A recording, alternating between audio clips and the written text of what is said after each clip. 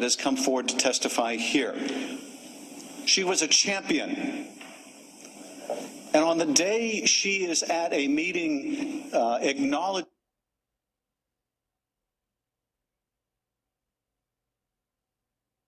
in Ukraine another anti-corruption champion, a woman who had acid thrown in her face and died a painful death after months, she is called back to Washington because of a vicious smear campaign by the president's lawyer, Rudy Giuliani, among others.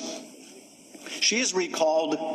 That is not anti-corruption. That is corruption. And one of the people responsible for this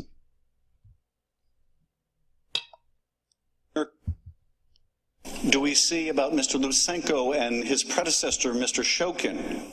What does the president have to say about one of these corrupt former prosecutors? Having some issues.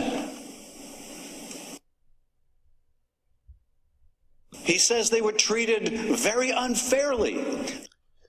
I wanted to mute him out anyway.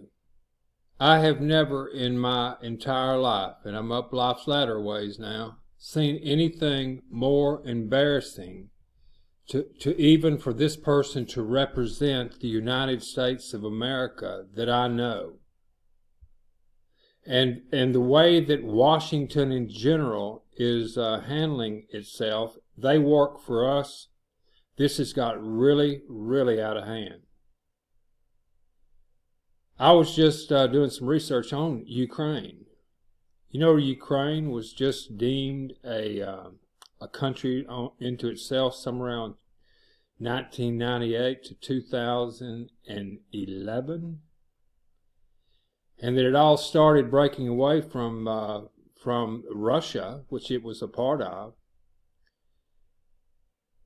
It started breaking away in, guess what, around the 1930s, around World War II, when after World War II, the game on for what we know now as the globalist and the New World One Order has come from.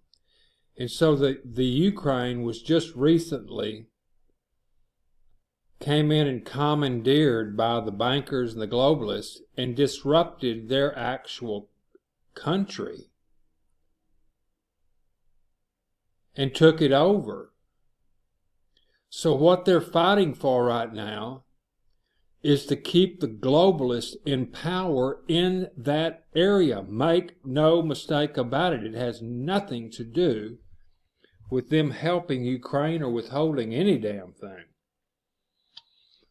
And if you've ever wondered why it's always Russia's fault, look at Russia's land mass and the untold and untapped resources that it has, and it has not yielded to the banking cartel, the globalists. Think about that. Why is everybody in the industrial military complex always pissed off at Russia? You know, my friends tell me that there's some of the prettiest people and quite in need of cash back in the day. But anyway, that kind of talk right there gets you thrown in Leavenworth. For God's sake, the place has gone crazy.